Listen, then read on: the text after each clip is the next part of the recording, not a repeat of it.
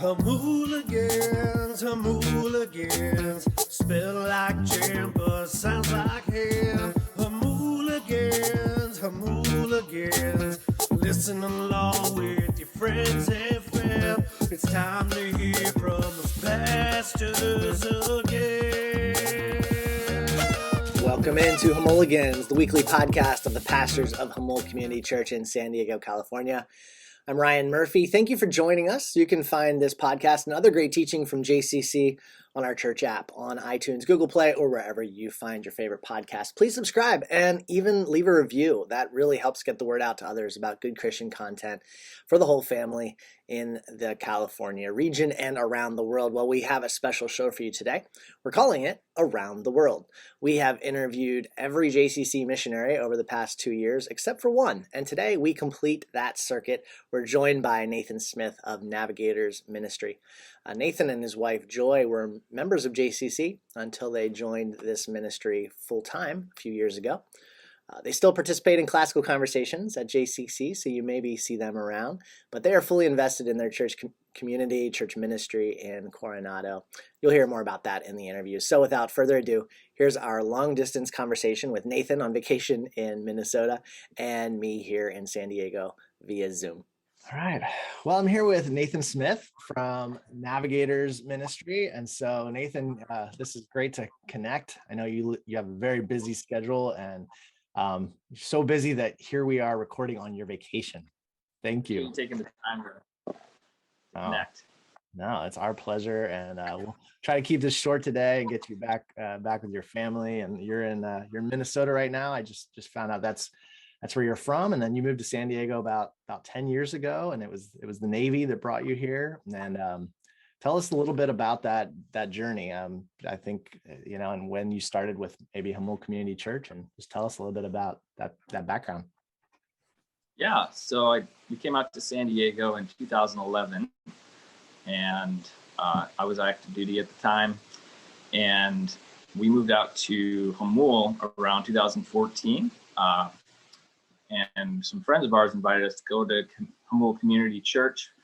And so we had started attending, and at that time, I was just learning about the Navigators and had been being discipled for a short amount of time. And the message was on discipleship and the importance of taking personal responsibility for the Great Commission. And we plugged right in. And for the next 3.5 years that we lived out in Jamul, that community was our church. And so you guys are, still very near and dear to us. We live in Coronado now, and I'm still Navy Reserves, so one weekend a month, and then we use that as a platform for preaching the gospel and discipling the sailors in the Navy on the bases there. So. Okay. So yeah, we've connected a few times, just really, really briefly over my 2.5 years being here. So now, so you're saying about 2017 then is when 2018, you guys joined in Navigators on a more full-time capacity? That's right. Yep. So my full-time job is Navigators with the military branch. Gotcha. Came on 2017, and I've just been working towards full-time. I actually came on full-time at the beginning of this year with it as my full-time job. Okay. So what does that look like for you as just how do you connect with different members of the military? What does that look like on a day-to-day basis for you? Right now, our ministry is based out of Coronado Island. That's where we live. We have 2 Navy bases that are on Coronado, about 25,000 sailors there. And we have Tuesday night Bible study that is like discipleship training. So our goal when we disciple these sailors is that we'll spend a lot of time one-on-one. And so being close proximity to the sailors is a major part of our ministry. We have people that stay with us and live with us for extended amounts of time. So basically our goal in what we're doing is we're discipling sailors to go out into the fleet, to the far stretches of the world, and bring the gospel and disciple those that they come in contact with. So we're kind of creating an environment where they're trained how to make disciples, and they're the ones that are going out and doing it. And so what we have is there's two of us on full-time staff in Coronado. My brother-in-law, Ryan Bailey, he and I work together, and we disciple about 40 different sailors this time. Nice. Just talk a little bit about how that experience, your own experience in the Navy, just helps you to understand their world and just connect with the young men you're discipling. Yeah, so I started being discipled when I was on active duty in 2013. Two older men that had been with the Navigators for over 20 years started investing in me and just teaching me how Jesus taught his disciples to make disciples, and really focusing on personal relationship with the Lord, time in the Word, memorizing scripture, prayer, and then taking the good news of Jesus to the other sailors. And so I started to apply what I'd learned and started praying for a man, and God brought a man into my life that was in the Navy, brand new believer. And so I started investing in him, just kind of trying to apply what I've been learning, and started seeing immediate fruit. And after, having been a believer for 20 years prior to that, and not really seeing a whole lot of fruit out of my own personal life, but just starting to see how God actually blesses when we do things the way that he's given us. That really started to fuel the fire for me in ministry. And God just started bringing more and more people into my personal walk. And so after doing 6.5 years of active duty, I felt the Lord calling us out of the Navy to do full-time ministry. And so the next couple of years after that, we've just been growing our support base and learning how to, do ministry in a larger scale. So, God's been blessing it, and it's been growing like crazy. So right now we're overwhelmed with the number of people that he's brought into our lives.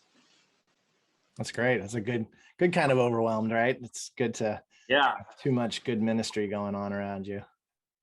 So it sounds like your discipleship experience there while you were in the Navy obviously was huge in your growth and getting closer to Jesus. We like to kind of just hear a little bit of the background story too on missionaries from younger days. So you mentioned 20 years. So when exactly did you become a believer, and maybe some of the earlier milestones in your so I was born and raised into a loving family. They love the Lord, brought me to church every Sunday and Wednesday night, and so my parents really set a great example of following Jesus. And so I accepted Christ at about 5 years old. I remember surrendering my life to Christ and walking with the Lord, but really baptized when I was 7 years old, and recommitting my life to Christ at about 14, when I really started to have to make some decisions about how I was going to surrender my will and my life to Christ. So the Lord really, at a young age, I started evangelizing a lot, doing great comfort type ministry, street preaching. Wow. Yeah, and the Lord used that, that foundation of growing up in a godly home.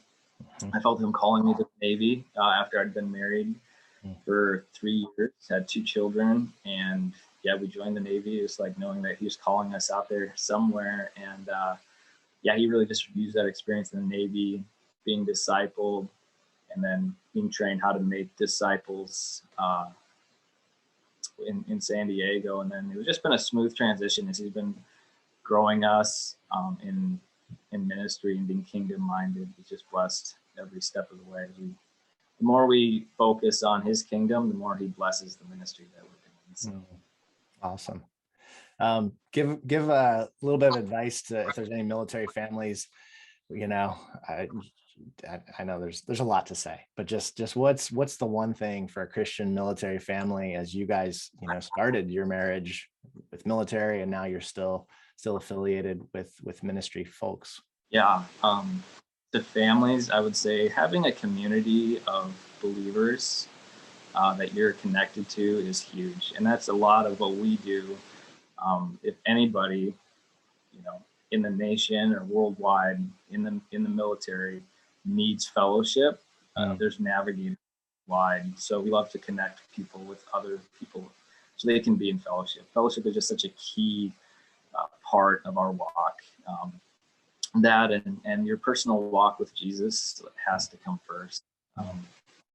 Time in the Word and prayer are just kind of the foundations of how we spend time with the Lord. And so make that a priority. And it's tough with families who've been there, been deployed, been apart from the family. And having other people that are pouring into your family and loving on them just makes all the difference. So if anybody wants to know, hey, are there believers on the East Coast, West Coast, Spain? We know people all over the world that we can connect to fellowship as well. So the Navigators is a huge network and a huge resource for those guys and gals in the military. I think that's kind of a weakness in our church as well, not just JCC, but the church in America, where we just don't see the importance of fellowship and believers and connecting. And so just, I'm not trying to say it's I know military it's a completely different experience, but it's still that I think in our church, we're seeing post-COVID and even through COVID is just like, okay, well, there's something missing here, and it's that fellowship of believers. So yeah, I just love that emphasis that you guys are putting on just plugging into that community. And yes, our personal relationship with the Lord, but sometimes people just, that's all they do. And then they're like, well, what's missing? Why am I still struggling? It's like, well, God's put people around you. The church is there to love you and care for you. So it really is. And it's the foundation of a discipleship relationship is community. So we have, it's an absolute necessity within the military to find other believers, because you're going to be pulled away from your, Sunday gathering a lot, and so we teach people how to be bold about their faith, how to find other believers, in the communities. We connect them. We probably have, over the past 5 years been able to meet and connect people with close to 1,000 different sailors worldwide, so we need each other for sure. And it's the foundation of discipleship, I'd say. Yeah, that's great. Now, I know there's a lot of COVID exhaustion in our world, but still, just to kind of talk a little bit, maybe from your experiences, how has this season been different for you? How has it presented unique challenges, and what have you learned in your ministry at Community? Since we are relationship one-on-one, lots of very small groups, small Bible studies and stuff, we actually saw, as churches were closing their doors, the need for interaction and fellowship went way up. So our personal ministry exploded during that time. Wow. It was kind of neat to see, a lot of people were, suffering. Like our ministry we were overwhelmed with people who just needed to be loved on. They needed fellowship. And so our home was just, we had the police come a couple times because people had called about the large gatherings we were having, doing church on Sunday mornings and stuff. But it was just beautiful to see God's people, coming together and loving on each other through that time. It's been nothing but increased our personal ministry and the opportunity, because we have a hope that goes beyond death or the fear of death, and that's where the rubber really meets the road, and that's why persecuted people in other countries have such a strong testimony, and they can preach the gospel to people who just like, what is different about you? Why are you fearless in the face of death and persecution? And Jesus, he said that we will have trouble, right? We'll be persecuted, but the gospel is going to go forward regardless. So that's kind of our personal ministry has just it's been nothing but bless.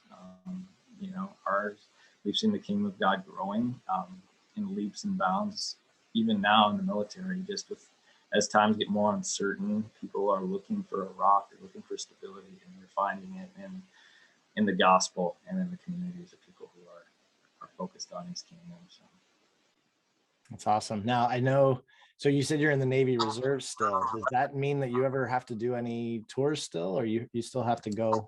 You have to go out at all? Last year, I got to go to Yemen for about 3 months and practice what I preach. But yeah, so it'll be at least, a couple of years before I have the opportunity to be told, hey, here's what you're doing. You're going overseas or that sort of thing. So occasionally they'll come up. Yep. At that time, like our ministry goes on pause, if you will. It keeps going in our absence. But coming back from deployment gives you just being able to relate to the guys that you're discipling, having that experience, like, hey, here's what I did, here's how I led us study, here's, the tools that gave me, victory, and purity and all those things that guys deal with overseas. Like it was really a great experience. Got to share the gospel almost every day on deployment. So they're things that, I think as he trains us and then he says, hey, go into that world. This has just been a really awesome opportunity to maintain that connection with the military, access to base, that sort of a thing. But yeah, it's definitely part-time as far as like I put in about a month out of the year in time for the Navy. Yeah, there's nothing like those experiences. Just yesterday at lunch, or I guess Sunday at lunch at JCC, I ended up at a table with a guy named Jeff, who was a missionary for 15 years. And so my 15 years overseas gave us a lot to talk about, and it's just like, right like that, we're connected at least one way, that we've had some of those similar backgrounds. And he's from New Zealand originally. So, a lot of differences, but still those points of connection and that experience that you have, it just makes you invaluable as God's man in that role, in God's position. So like I said, I want to get you back to your family. This is vacation and here you are chatting away with me, but can you give us a couple prayer requests, or just maybe even praise or two? I know, maybe using specific names, you don't need to do that, but is there anything you can share with us? Yeah. Well, like I said, he's been working miracles right and left. He's one thing that we do pray for, and we ask people to pray for, is for more laborers in this harvest, because the harvest is plentiful, but the laborers definitely are few. So God's been answering that prayer. He's been bringing mature believers that are actually active duty Navy SEALs, able to go out into their communities and help and disciple as we come along and support them and their personal ministries. So keep praying for these laborers. They're going out into just really hard, situations, and oftentimes being ridiculed for their faith and that sort of thing. But we need more of them. We're praying for more and more laborers. The second thing would be for the laborers that are coming. There's a young man who 2 years ago I was able to invest in for a few months. He left, he got out of the Navy, and now he's coming back to San Diego, and he wants to be a laborer in the harvest and work alongside of us. So, but we need God's, we need His hand and guidance. And what does this look like? The ministry's been growing so fast that helping it and steering it in a healthy way is a challenge. So as the ministry grows, it's for His wisdom and His Holy Spirit's guidance in where, how it's growing and how we're directing it and multiplying. So those two things, laborers and direction, are kind of at the heart, I'd say, of what we've been praying for lately. Yeah. That's great. Well, hey, I know you're really plugged in out there in Coronado. It sounds like you guys are keeping a super busy ministry schedule, but we do love when you guys can stop by. And so just want to encourage all our listeners, if you see Nate and Joy and 5, 6 little rugrats running around, how many?